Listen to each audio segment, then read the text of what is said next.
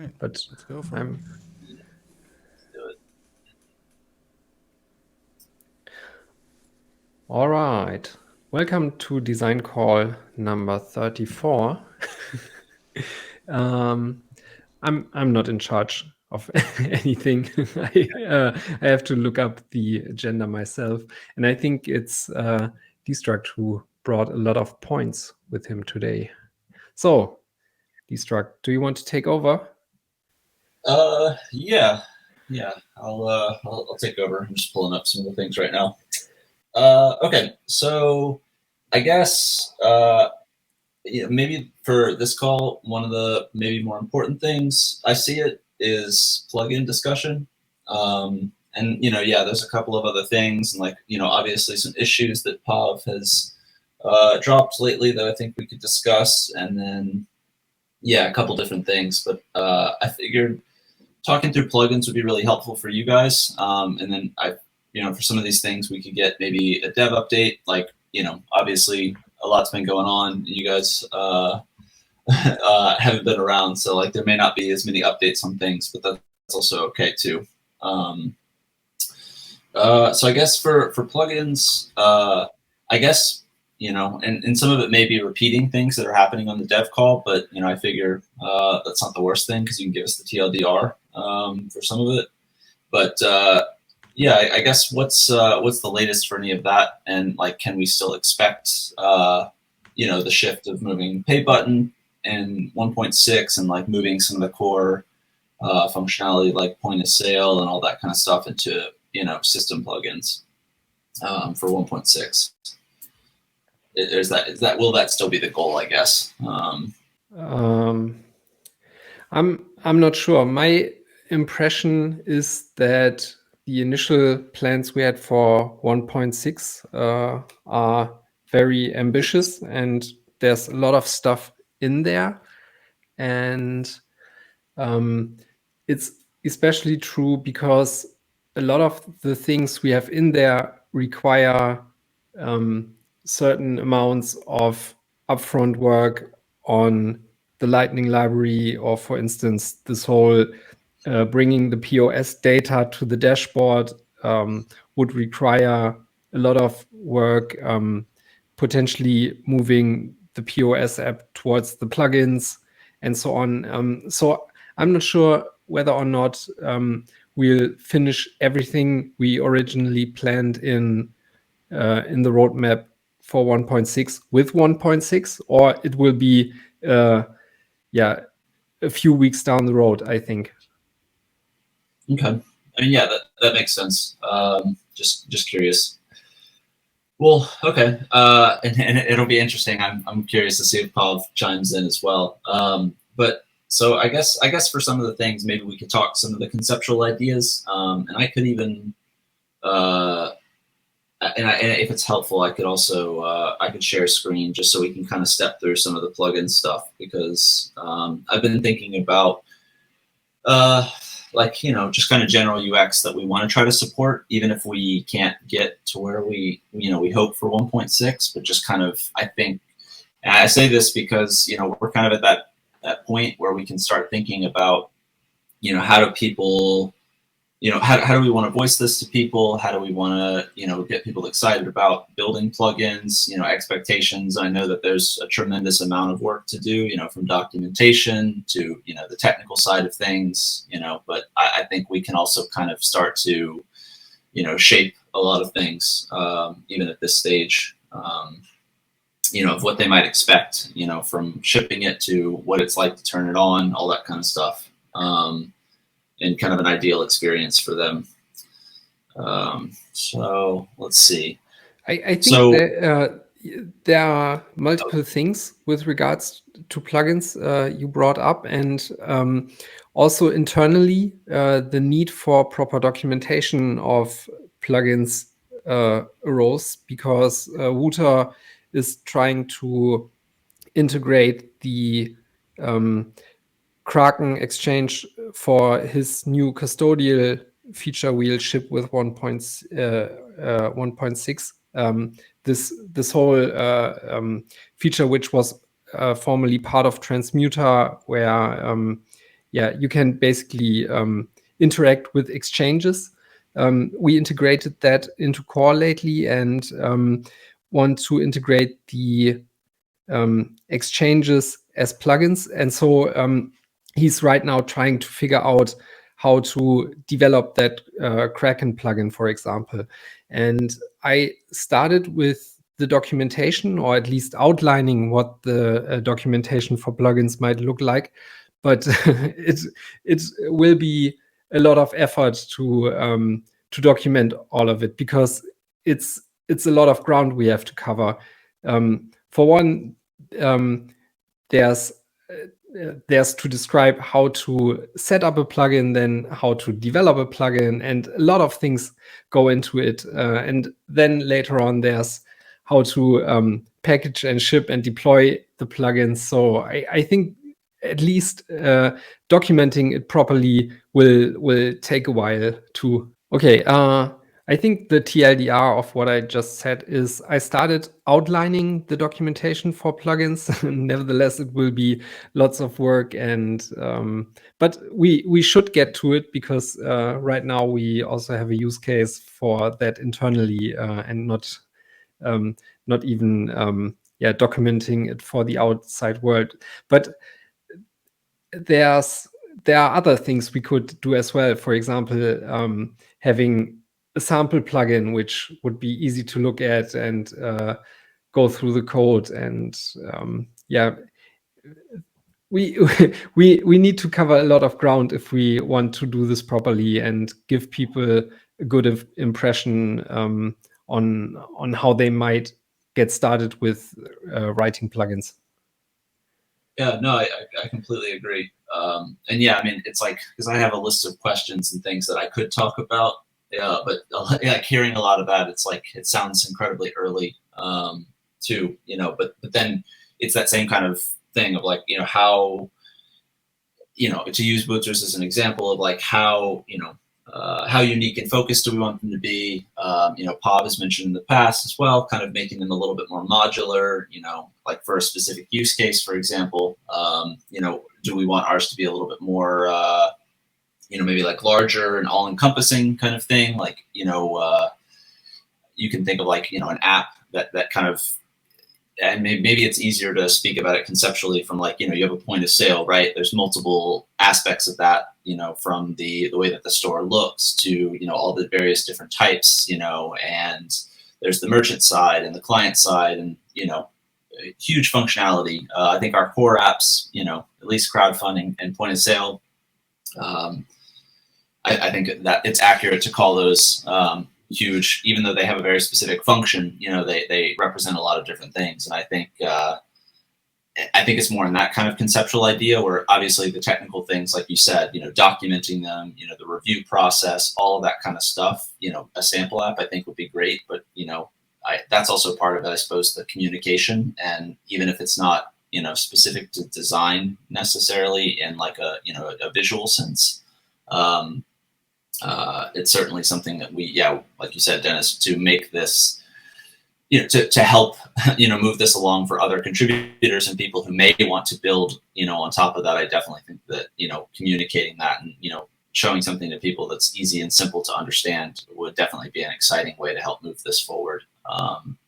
But again, maybe this is like, you know, an overly optimistic stance at this time. Because like you said, I know that there's tremendous work and this is probably months away, but, you know, we could start some of the groundwork, and, you know, happy to help where I can with some of that. Or maybe asked another way, what are the points you wanted to talk about, or what kind of import or what kind of input or answers would you need to do the stuff you want to work on with regards to plugins? Yeah, that's a good question.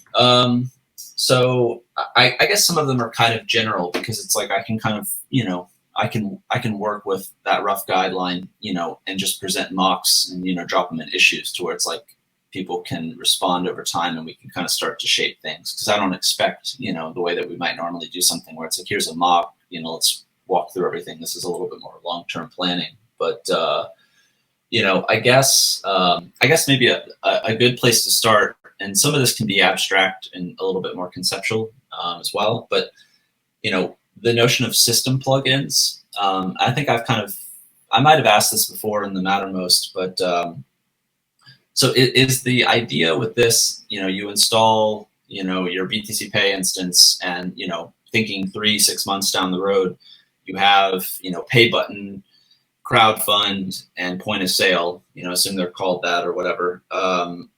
Those are installed by default. They're technically plugins, in an abstract sense, and you could potentially uninstall them, in the way that you could any other plugin. But I guess one of the things, is that the intention? Do I understand that correctly? That that's where we want to hopefully be if we implement it properly? Yes, I think so.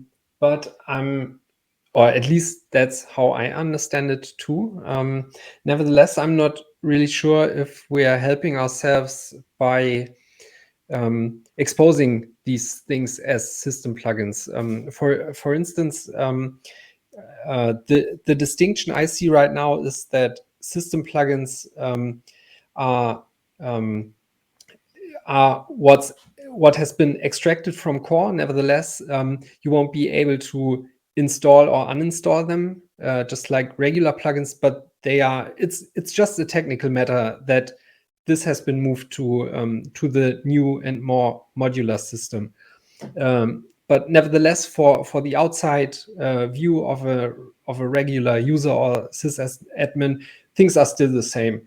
And so I'm not really sure whether or not we are doing ourselves a favor by even listing those on the plugins page, because we might likely run into a similar issue we recently discussed with the distinction of server plugins and store plugins, where this distinction doesn't even really make sense for a normal user, because in his terms we could talk about plugins and that's it, and not even bother him with this differentiation. Does it make sense?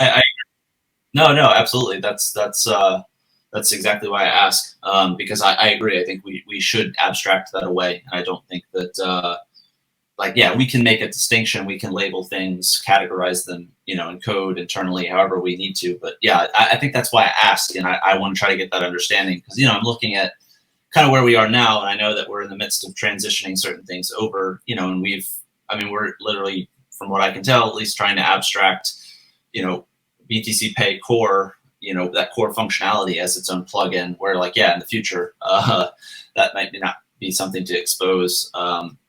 And we may not even want to support that kind of labeling or tagging, and there's a lot of information that's kind of exposed. And I think that, I think this is the kind of abstract definitions or defining that I'm talking about. So I can move forward where it's like, okay, here's an ideal state of what this might look like. And that, there's no mention of system plugins, and, kind of trying to think about how we, to kind of maybe jump off to the next point, which is like categorization and discovery of all of these things, right? I think if we do choose to make these a little bit smaller and more modular, as opposed to, kind of a larger wrapper on a lot of these things, where, one, plugin has, a multitude of different functionalities that it can do, like a point of sale, versus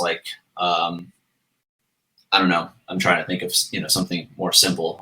Nothing's coming to mind at the moment, but, even like LN Bank or, the podcast plugin that you're working on, like each of those things can be as simple or complex. They do target a specific use case, which I think is great, and it makes it easier for people to consume. But in the future, discovery and, how we do all that and how we find different things and what they might be used for, et cetera, et cetera. I think is another thing that we could start outlining like a rough framework for how, one, people might submit these things, and then, what kind of details they might expect. Because even with any of those things, you could categorize those. You could have a details page for that kind of thing. There could be screenshots involved for each of the things. I think we can kind of start to define how that will maybe ultimately be, even if it takes quite a while to get to that point.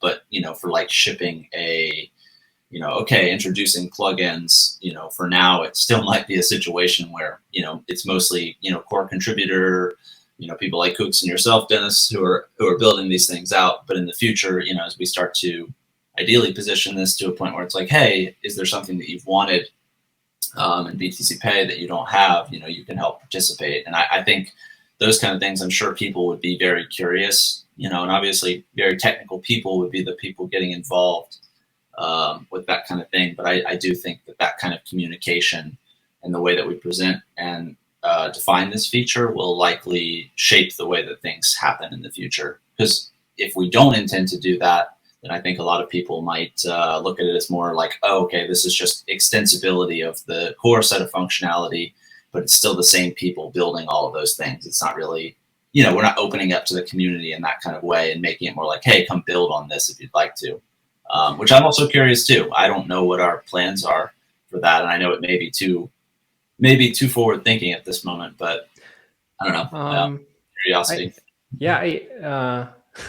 Again, there are multiple points we can discuss in this. Nevertheless, I think having something like you described, coming up with mocks or an outline of how this might, what this might evolve into, and what you described sounded kind of like a plugin store or app store thing like the Umbrel guys have, for example. And I think having these things would be great to have the conceptual discussion we didn't have up to now.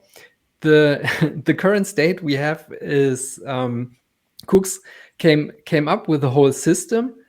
It worked, and then we jump started writing some stuff to basically test what he came up with, and also leveraging this system he built. And right now we are in this beta phase of the plugin system, I'd say, where we are already using it, but still figuring out how things might work, what we need to extend, and where this will lead to in the future. As the podcasting 2.0 guys like to say, we are running with scissors. We are figuring out stuff as we move, and that's also why I think it's still a bit early to open it up, and also still a bit early to properly come up with documentation for it. Nevertheless, I think we should start getting into this by having this conceptual discussion and trying to write documentation about it, because otherwise we might never get to this, and we'll probably never leave the beta state. And on the Mattermost, there from time to time appear people that ask, well, what about the plugin system? How can I write a plugin system? What do I need to do? And as I said, even Wota's currently struggling with that. So I think it's, even if it's a very ambitious goal, we should start having these discussions and talk about mockups and so on. Well, I can share if like, I mean, I have like really rough wireframe outlines for this kind of stuff to maybe help push that forward. I just wasn't sure to what extent it might help push this forward. And share real quick if you, cool. Yeah, so I mean, with this, I'll try to break it down and sweep through it. You know, all the stuff's very, you know, early and rough, and just kind of thinking through the things that we have currently. You know, stepping through, it's like, you know, obviously there are things like upload, which, you know, we still may want to keep tucked down, like, you know, for all these things. I'm sure, you know, Gooks would probably look to be like, no, hide that. Do not make it easy for someone to upload. You know, but that may be something in the future that we want to support. So, you know, obviously all of these things, trying to distill down what is kind of currently there, and, you know, break it into a point where there's, you know, it's a little bit less behind a series of accordions. And, you know, so I think with this, you know, I think maybe a helpful thing to even look at this and start to think about, and I'll post these docs as an issue so we can kind of have an ongoing discussion about these things as we do. But effectively, we have the ability to explore them, which is what's available. You're installed. We have kind of pending and disabled states, which are I think maybe phased out. It might be a nice thing to phase out, but we might have to go through that gradual period of time where you may want to see why something got disabled or was pending. Again, that might be a thing where we realize we're like, okay, let's really try not to have that be exposed in any way, shape, or form in the UI. But I also realize that I'm not going to try to impose this just yet because I think, like you said, it's still early days for a lot of things. And then I think one of the things too to consider is, how much information density do we have? Do we do two? Is it the kind of thing where it's like, a really minimal amount of information that we show because that's all that's really necessary? Dependencies and how we deal with that kind of thing, like having system plugin be exposed. I agree that it shouldn't be, but still kind of stepping through all these things just to basically outline what exists, because we can strip it back and really, really far, remove things like system plugins, but for the most part, I think that's pretty much what we have here. Pav and I had talked about like having icons or some kind of visual representation for these things, all of those kind of things. Like this might help us build documentation for like what kind of things to expect, and building a framework of like there will likely be settings for these things, all that kind of stuff. And within that too, you can imagine it's like, you might want to search for them. We might have quick tags to do those kind of things, whatever that might end up meaning. Ultimately, we may want to do something that looks slightly nicer and isn't quite as, similar to a lot of the other pages. That's a potential option.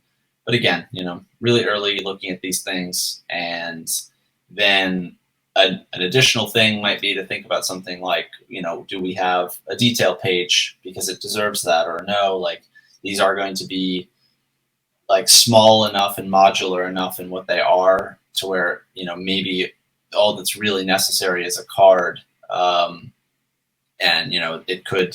it could have something as simple as like this little tab bar, or maybe, we split, like what the exploration, add a plugin from, manage, which would be your installs, as opposed to having it all on one singular page. I think there's a couple different discussions, but, from what at least I understand at this moment, and I'm trying to stay somewhat unopinionated on it as we define this, and maybe I'll become more opinionated on it later, but it's like the ideal experience is, you hit the explore page.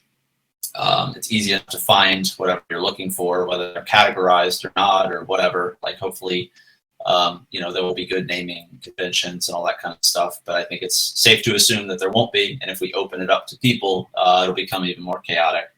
And then, that whole reviewing, vetting, et cetera, process. But then effectively come to the explore page, look for this, plug in, hit install. And talk with Kooks in the Mattermost about that. Like, for the foreseeable future, we'll probably have to do, a restart, which again, that maybe shouldn't live here, but still trying to think about like, this isn't going to just be like, install, then it just appears and works the way that it does.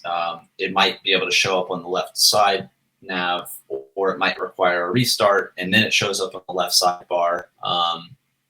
Obviously that's not ideal UX, but for the time being, for technical constraints, that may be the reality. So then as you hit install, you hit restart potentially, and or this brings you to the server settings page, because it might not make sense to have it be exposed here. Then you hit restart there, or does it redirect as it does? Like all sorts of little kind of considerations that we have in mind as we start to work through these things, and we look at the trade-offs of what we'd be making. Because understandably, installing this would create stability issues potentially, as Kooks pointed out, and like that may just be a reality that we have to deal with for a little while. And then the same goes for exposing like dependencies and all that kind of stuff. Like, is that something that we wait to, show, at a later time, because it's like all of these things, arguably, like if you had, an outdated version, it could be just spammed with a series of dependency updates and all that kind of stuff. So, trying to figure out what we can and can't feasibly hide from a technical perspective. And then, like in the future, if you have it installed, obviously scrolling through a long list of this versus just going to a tab or seeing, maybe another left-hand side thing that's like my plugins or whatever, would be a nice thing to have. But there are all sorts of directions that we can go.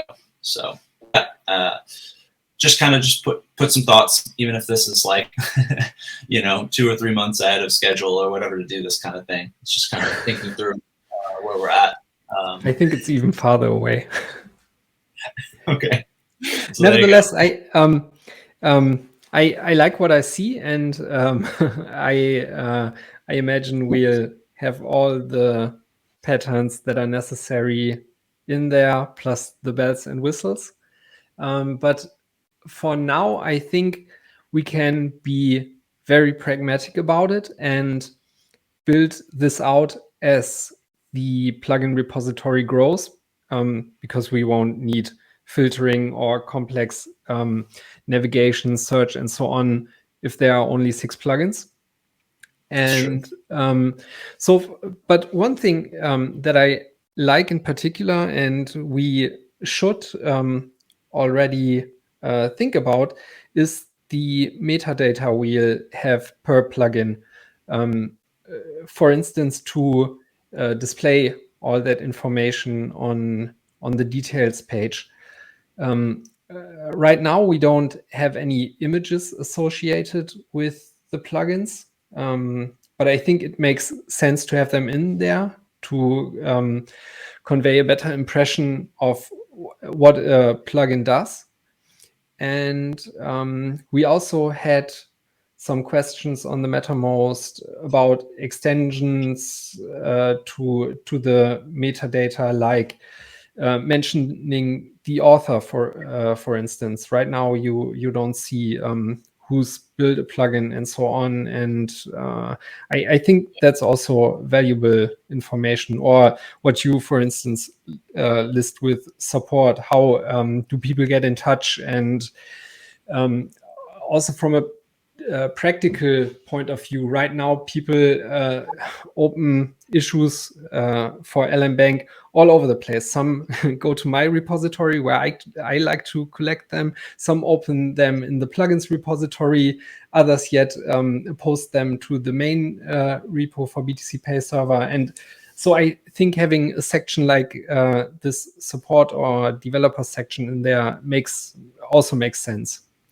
So we should, to make this more concrete, I think we should talk to cooks about extending the metadata of a plugin so that we can display this information. And even though we might not display it initially, at least we gather it and let the plugin authors know what we expect them to provide so that we can show it later on. Definitely. Yeah, and things like we have errors and all that kind of stuff. It's like some plugins were disabled due to fatal errors and all that kind of stuff, and like handling situations like that more gracefully and kind of pushing for ideal states and all that stuff as we go.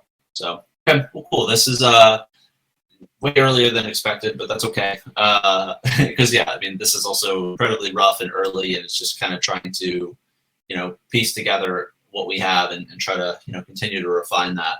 So I'll make a ticket and we can start kind of pushing that discussion forward, and it gives hopefully gives a place where cooks can also take a look at some of these things and tell us that we're wrong or that this is absurd for now, and that'll be 6 months away or whatever. So cool. I think we're in a great spot here, and thanks for already mocking all of that up. It's great to see, and I think we'll get there eventually. Yeah, I think so too. As usual, early with things, but that's okay. Well, cool. So that's mean, that's to the extent that I had for the plugin stuff. That's pretty much it. I guess I'm trying to think of what other major things. Like, there's probably not a whole lot of move on the dashboard stuff. I just had to note that was like the latest progress for any of that. Like, because like I look at all this stuff, it's like, this is primarily falling on yours and Koos's shoulders, and primarily yours, Dennis, to make progress on the dashboard side of things. So Yeah, I can give a brief update on that as well, because for 1.6 we have two tickets for that. One is that we want to display the store's default currency on the dashboard as well, and there also was an update to that where Pav mentioned it would be nice to have something like a lurking wife mode for the dashboard and showing balances. And another contributor who's new to the project also already came up with a draft PR. yes. There also needs to be a bit more work done, because we need to provide an API endpoint for getting the current rates of the store's default currency and so on. But I think other than that, the PR he came up with is in good shape right now. So this might work for 1.6. And the other issue or ticket we have is displaying the Lightning balances on the dashboard. And even though there's not a single line of code written yet, at least I discussed the implementation and the concept for that with Nicola, and there's an issue on the Lightning repo where I outlined what needs to happen to get to that, and I might start working on that next week. Nice. Yeah, actually, I guess that would be a discussion, because Nicholas had brought that up in the Mattermost about how we handle the kind of currency selection, for things. Like, if we want to do, and I was actually curious to hear your thoughts on it, Dennis. And I know there's a lot of considerations for that kind of thing, whether it's a global setting, whether it's something that, you configure at a local level that then affects, everything globally. Like, for example, if I switch, between, BTC or Sats and the dollar or whatever the equivalent local fiat currency that you're using, is that the kind of thing where it just updates this widget, or this page, or this set of views, as opposed to I just toggle back and forth and it updates everything on the page, and the implications of what that might mean for some of these things, because Nicholas had talked about the rate issue, and then keeping track of what happens there as being a potential problem. And I don't know how we deal with that technically, so I don't know entirely what our constraints are, even if I have somewhat of an opinion about what we could do from a functional standpoint, or what might be maybe an ideal experience for somebody. But yeah, I was just curious if you had thoughts on any of that. Yeah, with regards to that ticket, I'd say let's keep the scope as it is right now, because, as I said, there are a lot of issues or tickets which require more upfront work to do the thing that we actually want to do, and let's not burden ourselves with one more here, because I think having a global toggle for something like how do you want to see balances in Sats or Bitcoin is a whole separate issue, and we would need to touch a lot of other places as well. So for now, let's kick things off with this one widget, and then we can do it in a more consistent manner once we've done it here. Okay. Yeah, that's perfectly reasonable to me. Yeah, and because even like that's the thing. It's like even as I look over and like pan back over to here, it's like I haven't looked at a lot of this stuff in a minute. And it's just like like in my head, I'm like, oh man, I want to improve our IBD sync and all that other kind of stuff. And then there's like the ability to like configure your widgets, and even if it's just like a simple reordering and all that. Like there's so many areas. We need to clone you, Dennis. So we really do. Like you just can't sleep anymore. We'll never be done cleaning up stuff. No, we won't. Well, okay. So I mean that's reasonable, because I mean Nicholas brought that up, and like that was my first thought too. It's like, oh shit, there's a lot here, and it could easily blow the scope out of what was that initial I guess just ask.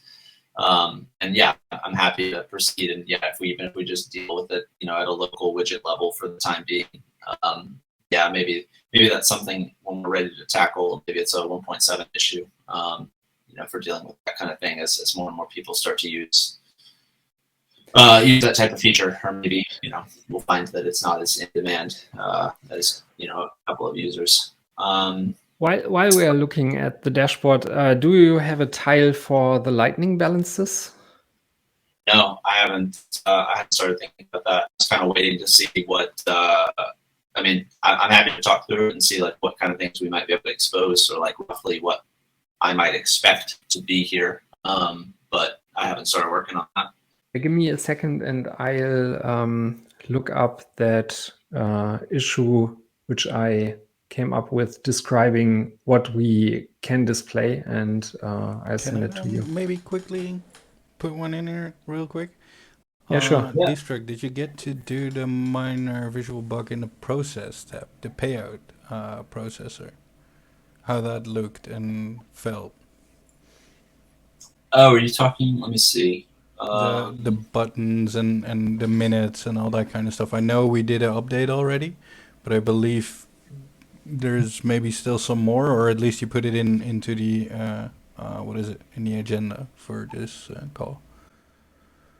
Yeah, I think that might have just been before, because like we pushed this back, and I think that was before all that got merged. So I don't know that I have. Yeah, no, that's the good call up, because that was actually something live at that moment, and I'm trying to remember. I think I had something mocked, or proposal or whatever, but it was really it was more, I think, around just like, yeah, it was more curiosity of like why we were splitting processor, which I think was clarified by or somebody. I think so too. So I wasn't too sure if it still was up, but I think you did some mock-up, so it was just interested, curious.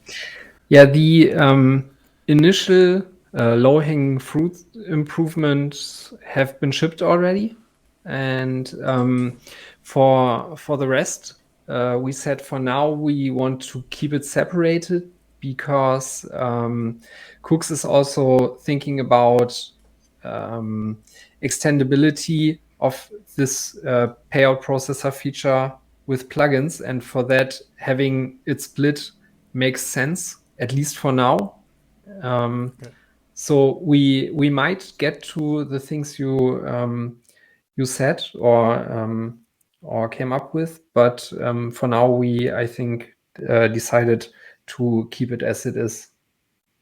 Okay. That makes sense. If it's an architectural decision, I think I might have also echoed that too. If it's an architectural decision, that makes sense. I just was curious because, if there was no need for them to be split, it just made less sense. But yeah, that was a good call out. Thanks. And yeah, I'm taking a look. Yeah, I agree. If you leave out this whole extendability thing, it right now in its current shape or form, it doesn't make sense to have this split up, or at least it kind of feels weird, because you would like to configure all of that on one page. But I think with the things Cooks has in mind, this will make more sense in the future. Cool. Okay. Yeah, it sounds good. Thanks for clarifying. I'm taking a look at that ticket that you sent, Dennis. Yeah, I think this makes sense. This would be just kind of a basic, simple card, the balance, and then like, I guess, something like if we're trying, if you like with this, obviously you might not have the data readily available to you. So it could be a thing where like maybe, we push people to, if they want to configure their own, depending on the type of implementation that they're using. Like, yeah, I could see a couple of different things that we might give suggestions for how to, customize a little widget if they need to. But yeah, I think it sounds like, starting off it'd be pretty simple. Yeah, maybe we can also have two states of this tile, because the basic data I think we should show is what's your on-chain balance and what's the off-chain balance.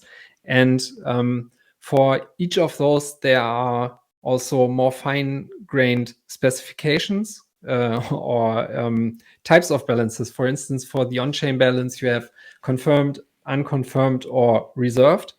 And similarly, for the off-chain balance, you have the ones, the funds that are currently in an opening state of a channel. You have the funds on your side of open channels, the ones on the remote side, and then there's also balances that are currently reserved because channels are closing.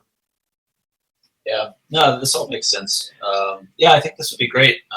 It would be awesome to be able to surface this kind of stuff. And yeah, a little bit more detail about what's going on for your on-chain balance would be awesome too. Yeah, to see like what's currently in transit. I think there are also already good examples of how to display this information. For example, I like what ThunderHub, for example, does there, or Zeus also does a good job. Yeah. Yeah, so cool. Well, yeah, we can start working on that. That's cool to know that this is coming, because I think a lot of people will be really happy about that. All right.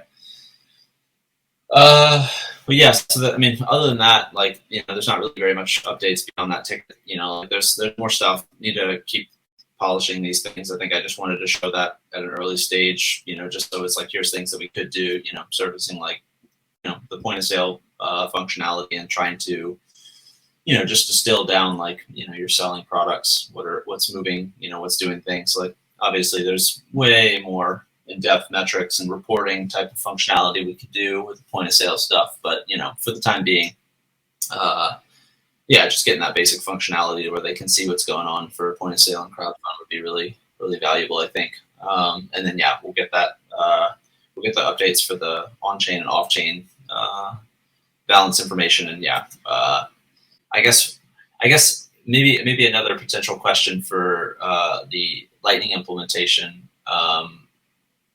Yeah, obviously it depends on what we can pull, but ideally we want it to be, I mean, I think at least based on this, we should be able to expose all of the same type of data depending on the implementation, or I should say regardless of the implementation. Yeah, that's the whole point of the issue I sent, because we have this Lightning library which abstracts away the implementations, and basically what I did in this issue was researching which data all of the implementations provide and how to get to it, and at the end of the issue description is the essence of what we can display. Okay, that makes sense. Cool. Well, yeah, thank you for doing that work. I think people will be very excited to see that, and I'm sure that's probably a long-awaited thing. That feels like it's like, why isn't it just there already? Even though, yeah, the amount of technical requirements are high. And one more thing we discussed when we started thinking about it, but I haven't mentioned it here. One more thing for the tile might be a smaller version of what we right now have on the Lightning page, where you can go to one of the third-party tools to have a more in-depth view and more possibilities to manage the Lightning node. And yeah, I think having that there would also make sense, because then you have you land on the dashboard, you get a brief overview of what your node looks like, and you might want to dig deeper, and providing users with a quick way to access that would also be good. Yeah, I mean, there's all sorts of. I mean, and the same goes for like potentially exposing things like your alias and all that other kind of stuff too. I guess I figured I'll probably like poke around and expose a little bit more than maybe even what you have in that ticket, and I'll see like this might be an ideal, and then you can shoot down things that I might request, and because it's not possible or not the easiest thing to support. Yeah, that's a good point. I've just focused on the balance stuff right now, and yeah, having a bit more information might be good too. Yeah, because it could be a quick thing, where it's like if you want to send off details about your node, yeah, and then like something like the ability to manage it or configure it, like it's an easy jump to. But even though it's right there, it's easy enough to find. But yeah, okay, cool. Yeah, I'll start thinking about that this week. That's exciting. I'm looking forward to having more things exposed on the Lightning side of things. Yeah, hopefully start to get a little bit more involved there. Let's see. I'm trying to think of what other major things. I mean, like obviously the refund flow stuff. I think the two items that you left off, I think it makes sense. And I think the issue that Pop brought up about just kind of improving how we handle things like the overpay case and cleaning up even just kind of the options that are there. It's not great. I do think probably deserves, I think it probably deserves some mocks, and thinking through some of that, I don't think I'm quite there. You actually got to the few things that I thought would be moderately good improvements for things. Like they were kind of easy, and it's a lot better now. I stepped through that yesterday. Great work on that, and yeah. So I mean, I don't really have very much to comment on that. I think that's kind of old at this point I think as well. the remaining 2 points would be good to tackle them in a separate PR, because the current state of what we have is good. It works. It's tested. We can ship it and then deal with the additions separately. Yeah, I agree. But yeah, the refund flow can definitely be improved tonight. There's quite a few things that I see, just like everything else, it's not enough time. Well, okay, then I guess the invoice filter table stuff, I want to save that for next time, because I'm almost done kind of wrapping that up as maybe a more cohesive way to look at certain things. But you've brought up, and I guess there's two potential things that we could talk about for the last 5 minutes here. Is we have like the that kind of payment requests, invoice consolidation stuff, which we could just voice thoughts. And then I think it was the pull payment functionality on the list view, like for buttons and things like that, which that probably is, so maybe that's better to work through that with mocks and actually have a full set of functionality there, because I kind of see that similar to the stuff that we were talking about when it came to like invoices and mass actions and all that kind of stuff, where it's just like developing a pattern for all of those views that people, once they learn how to interact with one kind of table, filter, button, mass action view, kind of, I know there's a lot of buzzwords in that, but effectively how they deal with that on one page or in one view is going to be how they it might degrade to where there's less options on another, but essentially it's all still the same expected behavior, as opposed to like in one page we put buttons here underneath all this content, or to the left, and then on another one we put it in the right. I think that I know that there's a little bit more upfront work to kind of try to define that a little bit more clearly, but I think currently right now some of the pages that we have are somewhat inconsistent in that regard. So maybe that's something that could wait. Yeah, but to chime in real quick, on the bright side, we already recently made some progress towards that with bringing the wallet transactions page closer to what we have on the invoices list. I added the export feature there, and right now both of these pages feel quite similar. And I also, I think in the last design meeting, promised to bring a version of the responsive table prototype with me. I can show this right now, but I know I've sent you some GIFs already, and we discussed this already. And at least we have a rough working version of what this might look like, and I'm sure we'll get there too. No, for sure. That's why I was thinking, maybe next call it makes sense to kind of like, see the progress where that's at, and then we can kind of talk through that as maybe a whole package of things. Because it'll be something that it's like, okay, this all looks good from a kind of a rough framework, and then we'll incorporate that and adjust the views as they exist today. But I do think that the work that you did there is a awesome step in the right direction. Well, okay. As I played around with it, I think it makes sense to spec this out with the invoices list, because this is the most complex list we have right now. You can expand individual rows and so on. And I think if we cover what's in there, we will be able to take that pattern we have there and apply it across the other tables, which aren't as complex as the invoices list. Yep, I agree with you completely. And that is where I started as well. Because everything degrades a little bit from the invoices, because that's definitely the most complex view with all the interactions. Well, cool. Okay, before the sake of it, because I always want to squeeze every last little bit out of this, because these are always valuable to me, just to hear that it's like, this is the right direction.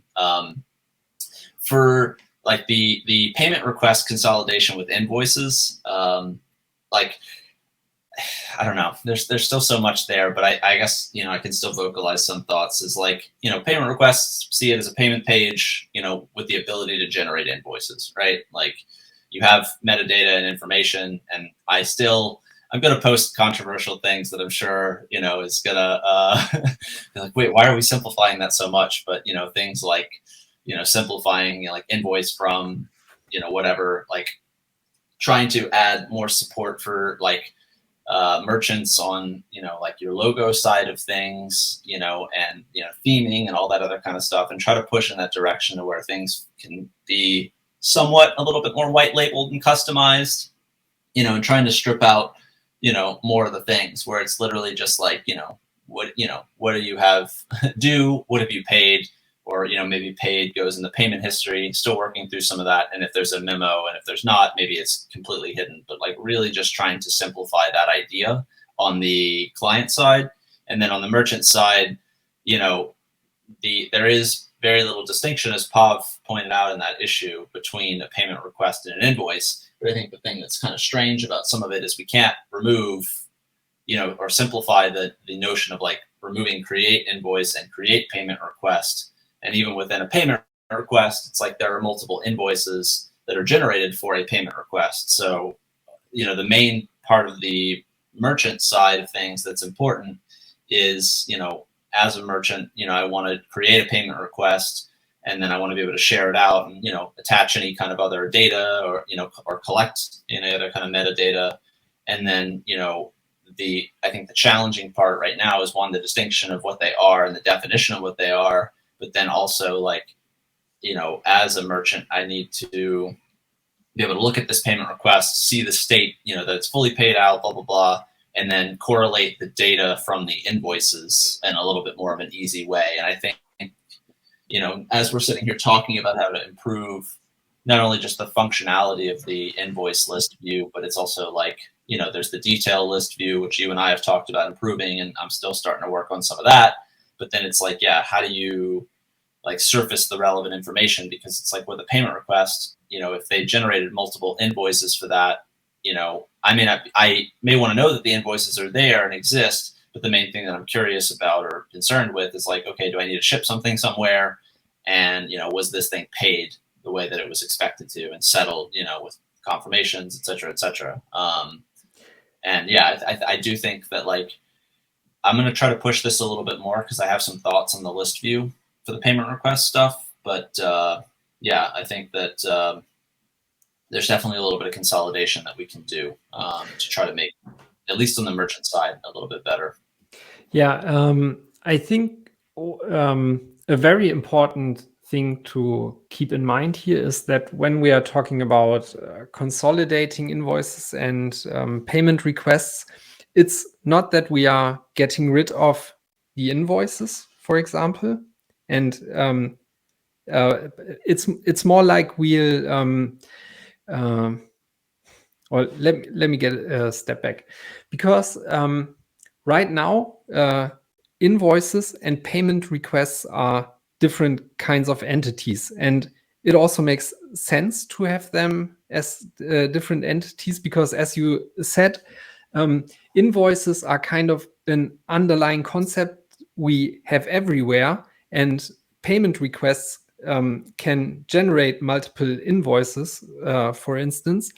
But in the terms we use to talk about these concepts to the user, it's more like he thinks of an invoice, but what he wants is the payment request. Or it's in the interface we should rather only expose what we have as payment requests and label that as invoices, because that's what the user most likely expects to to get out of an invoice. But underneath, there's our thing that that's actually called invoices, and yeah. No, I'm with you, and I think that's I agree. That's what I mean. I don't. Yeah, apologies if I miss. No, you had it absolutely right. I just wanted to say that in my mind, this is the most important thing when thinking about this. That we still will need what we currently call invoices, but in the interface, we'll most likely end up calling what we now have as payment requests invoices. Yep.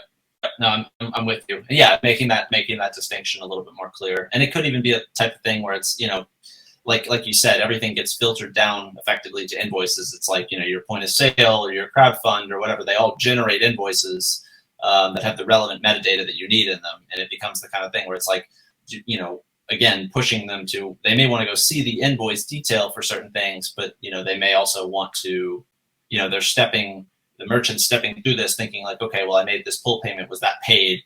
And then from there, the easy way to jump into the invoice or set of invoices, or, even maybe smarter ways of aggregating some of those invoices, to where it like filter, like say, for example, you're in a payment request, 3 invoices were generated as a result of that payment request. When I jump to the invoices because I want to see those, is there any way that we can improve that experience? Maybe it's just filtering the 3 of them, and that's like a simple, more easy hack to make that a little bit better. But then in the future, is there a way to potentially aggregate them?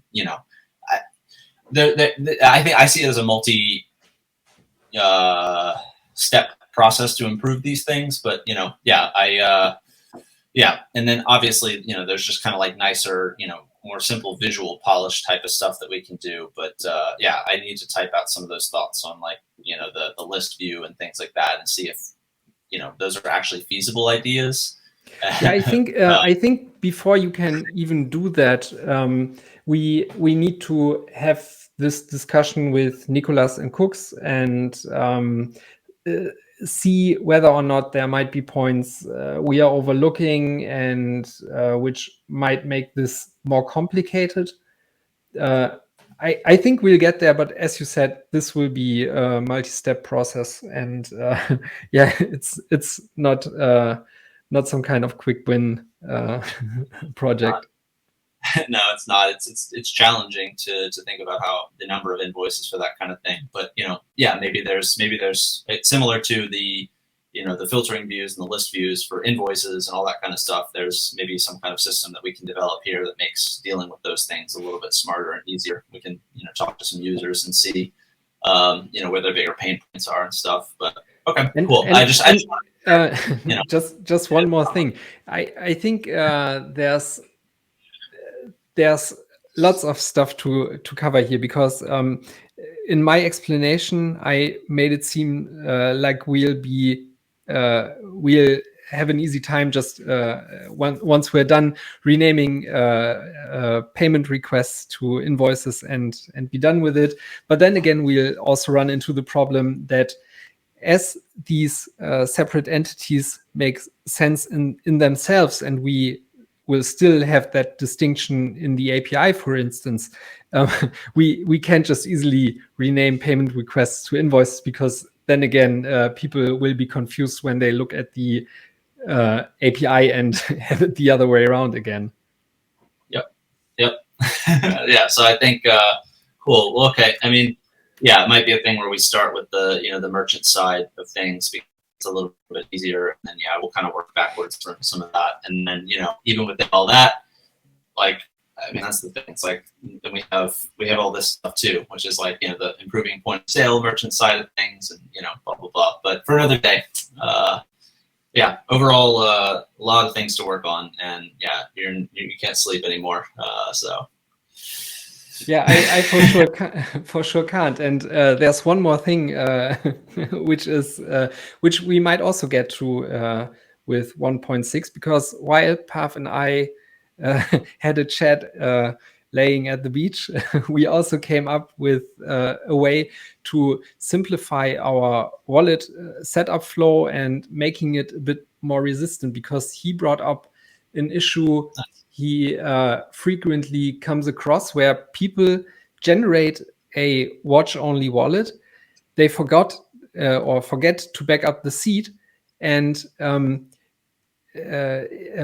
difference to a hot wallet is that this seed doesn't even get stored on the server. So once they check the box, say they've read everything, but actually haven't, and continue, the seed is gone forever, and they aren't forced to set up their watch-only wallet in an external wallet like this is supposed to be used. And so we thought about how we might circumvent this issue. And actually, there's a real easy way to do that, and that is to kill the generation of watch-only wallets in BTCPay Server completely, which will require the user to set up an watch-only wallet in an external wallet, like it's supposed to be done anyways, back it up there, and then bring that wallet to BTCPay Server, which will also have another great feature, which is we can strip out one of the selection points when generating a new wallet inside BTCPay Server, because there's only the option to generate a hot wallet then. And this will also make it easier for us, because we don't need to explain the difference between the two. Nice. Yeah, that would be great, because we are setting them up for failure currently. Well, cool. Yes, and while we were at this, we also discussed that we can then remove this whole xpub import feature in the wallet setup wizard, because I think this is just a relic from the past, where most of the wallets didn't have anything but here's your xpub, do with it whatever you want. And now they have QR codes, they have export files, and I think this is the way we should do the import there, because the xpub also lacks some information, for instance, the master fingerprint, which we need.